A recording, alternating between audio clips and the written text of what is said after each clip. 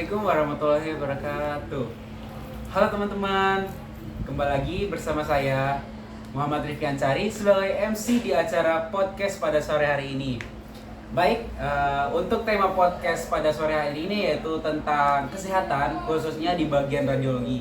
Nah, untuk acara selanjutnya akan diwakilkan oleh moderator kita nih, yaitu Hilma Novianti.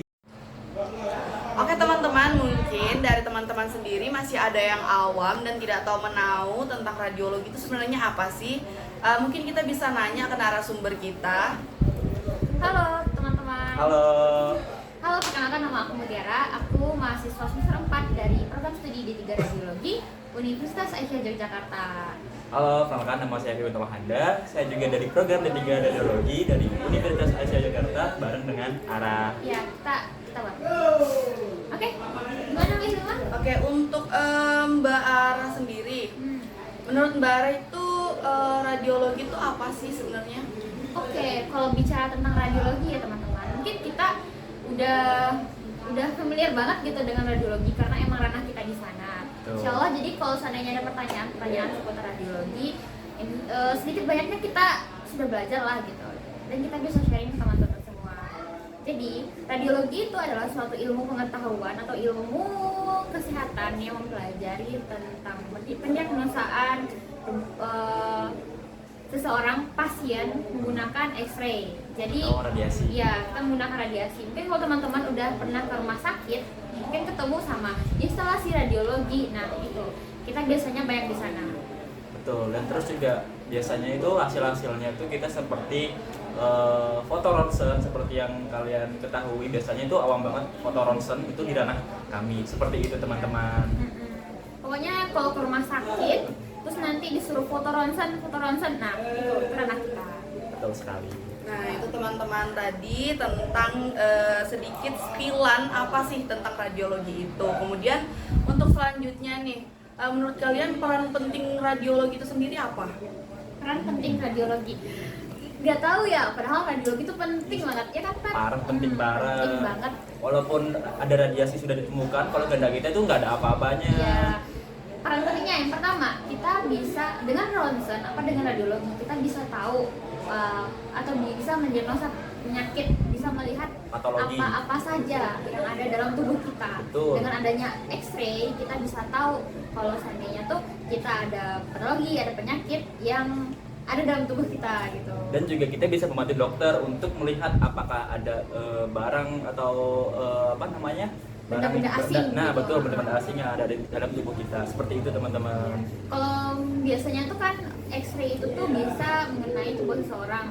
Ada beberapa barang atau beberapa benda yang tidak bisa dikenai X-ray. Bukan nggak dikenai X-ray sih, cuman kalau kena X-ray itu tuh warnanya berubah gitu, warnanya berbeda gitu. Misalkan kalau kita X-ray tangan nih, misal kita foto tangan, nanti itu misalnya kan ada cincin itu kan bisa mengganggu citra ya kan Pak? Nah, iya, makanya kita harus ada, sebelum pemeriksaan juga kita harus ada persiapan pasien juga, seperti melepas cincin, kalung, dan macam-macam seperti itu teman-teman. Kalau pengen tahu lagi lebih lanjut bisa masuk radiologi. Oke, gimana lagi Mbak Him? Nah, itu tadi untuk peran pentingnya radiologi ya. Untuk selanjutnya kan sekarang perkembangan zaman sekarang tuh sangat pesat ya, apalagi secara teknologi dan lain-lain. Nah, untuk radiologi sendiri nih, perkembangannya itu sekarang bagaimana? Wow, perkembangan radiologi ya. Jadi dulu itu ada istilahnya ada dua, ada konvensional radiologi dan komputer radiologi. Kalau konvensional radiologi itu tuh masih yang dulu banget, masih pencitraannya tuh masih difoto, habis itu nanti setelah difoto kita perlu cuci film. Itu berbanyak step-stepnya dulu Ya. kita kalau menghasilkan citra dari beberapa. Lama banget pokoknya, apalagi kalau dicuci itu kan biasanya tuh menggunakan darkroom ya Pep? Iya, betul Ya, sekali. menggunakan kamar gelap, jadi itu perlu masukin ke cairan ini, cairan itu, jadi lama. Mungkin ada lebih 15 menitan ya? Betul sekali. Dan kita harus juga mengeringkannya juga, Iya, terus lama. juga mengganti cairan juga nggak cuma harus sekali. Jadi kita mengganti cairan juga berbulan-bulan ya kalau udah waktunya diganti seperti itu. Pokoknya lama di konvensional. Tapi setelah masuknya era-era digital sekarang, dari sekitar tahun 2007 di Indonesia, itu tuh sudah ada CR atau komputer radiografi, dimana itu tuh kita habis foto X-ray itu tuh langsung bisa menghasilkan citra langsung di komputer gitu, jadi tidak perlu menambahkan atau tidak perlu mengeringkan atau mengolah-olah di capung tadi teman-teman. Jadi itu salah satu contoh dari perkembangan teknologi dalam bidang radiologi. Oke, jadi itu tadi teman-teman untuk perkembangan radiologi di zaman sekarang dan sedikit spilan di zaman yang lampau. Untuk selanjutnya kan banyak isu-isu atau mitos terhadap pemeriksaan radiologi ini karena ada radiasinya, ada isu-isu tentang mandul mungkin atau dan yang lain-lain. Untuk radiasi itu sendiri itu kan pasti memiliki efek. Bisa dijelaskan tidak efek sampingnya itu apa saja? Efek samping radiasi Iya. Oke, efek samping radiasi sendiri itu emang bahaya itu untuk tubuh kita sendiri. Nah, makanya kita sebagai pekerja radiograf itu ada batasnya. Seperti apa Mbak batasnya? Batasnya tuh sebenarnya tuh banyak ya teman-teman. Misalkan kayak aku nih, aku misal pekerja sebagai radiografer, ada beberapa batas ambang yang digunakan untuk mengetahui batas radiasi pada tubuh seseorang gitu. Kalau masyarakat juga ada, jadi untuk kerja di radiologi itu tuh banyak gitu loh peraturan-peraturan yang kita perlu penuhi gitu, nggak yang langsung simpung di sini saya kira enggak gitu. Nah, terus untuk efek sampingnya juga biasanya kalau untuk radiasi itu seperti mandul untuk perempuan bisa juga ya kan Mbak Ara? Ya, itu tuh kenapa? Karena batasnya tadi, kalau seandainya kita sesuai dengan prosedur SOP yang telah ada, nggak bakal kita mandul. Itu sebenarnya cuma pemikiran-pemikiran awam doang. Kalau seandainya kita udah belajar, berarti kita udah tahu dong kan batasnya itu di mana. Apalagi kan kalau seorang radiografer atau seorang yang kerja di bidang radiologi pasti punya alat yang namanya itu TLD. Nah itu tuh emang digunakan untuk mengetahui batas dosis ambang pada petugas radiologi itu gitu. Jadi jangan takut buat mandul itu juga betul. Tapi kita juga punya yang namanya tuh APD. Jadi kita sebagai radiografer juga bisa untuk melindungi diri kita dan juga pasien. Dan, proteksi radiasi. Betul.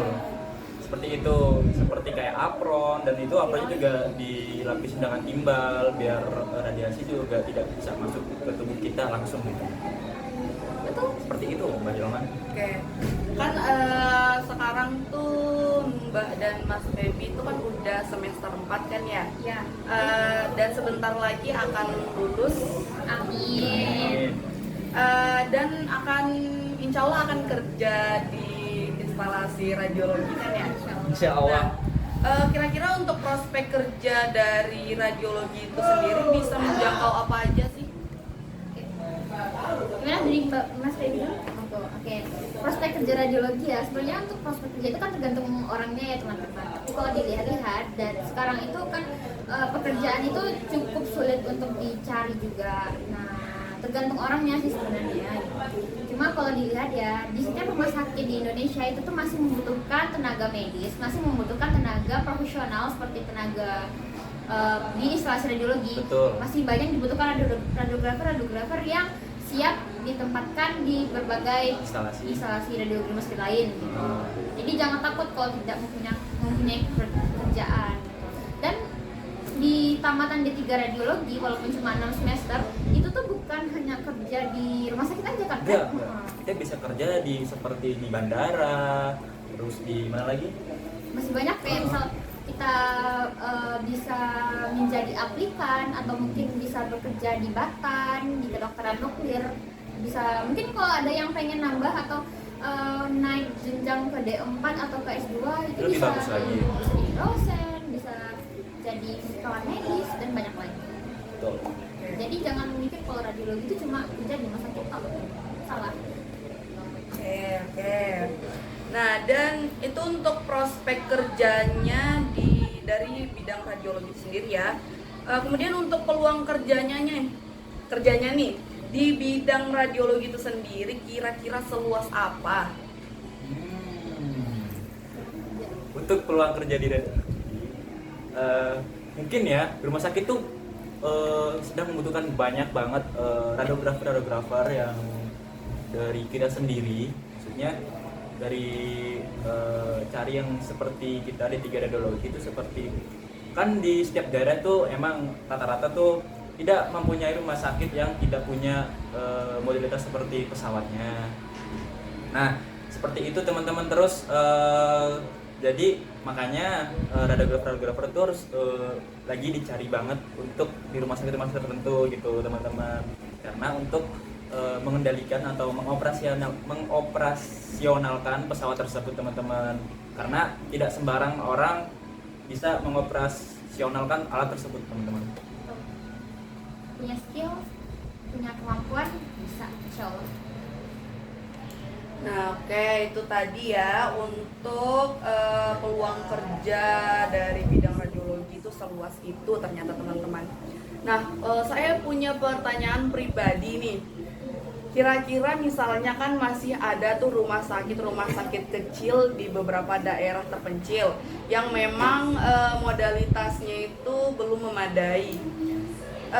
Seandainya ada seorang pasien yang memang sudah dalam keadaan darurat dan harus diperiksa menggunakan modalitas yang menggunakan teknologi yang udah canggih, sedangkan di rumah sakit itu sendiri karena modalitasnya terbatas jadi belum ada alat itu.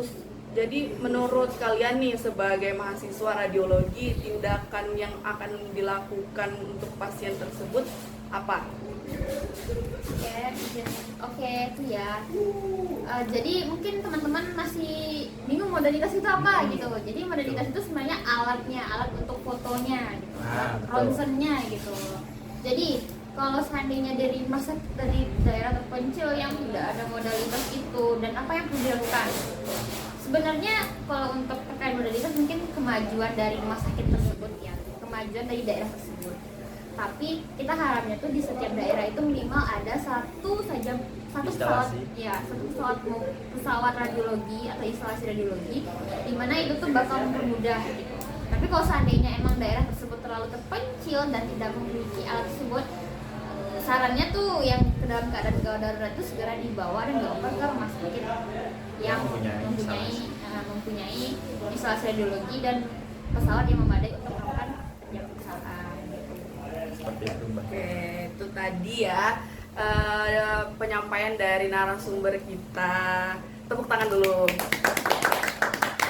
Oke, mungkin pertanyaannya ini kita sudahi sampai sini saja. Terima kasih untuk narasumber kita Mbak Ara dan Mas Febi. Terima kasih kembali juga teman-teman. Oke, mungkin dari saya selaku moderator sekian. Akan saya kembalikan kepada MC yaitu Mas Rifki. Bye. Oke, sebelumnya terima kasih untuk Mbak Moderator Hilma Novianti dan narasumber kita yaitu Febi Milto dan Mutiara Family. Dan mungkin cukup sekian untuk podcast pada sore hari ini. Gimana? Seru gak? Seru lah. Nah, gimana? Podcast tentang kesehatan di bagian radiologi ini sangat-sangat bermanfaat sekali buat kita semua yang mendengarkan pada sore hari ini. Nah, cukup sekian untuk podcast pada sore hari ini dan wassalamualaikum warahmatullahi wabarakatuh. Akhirnya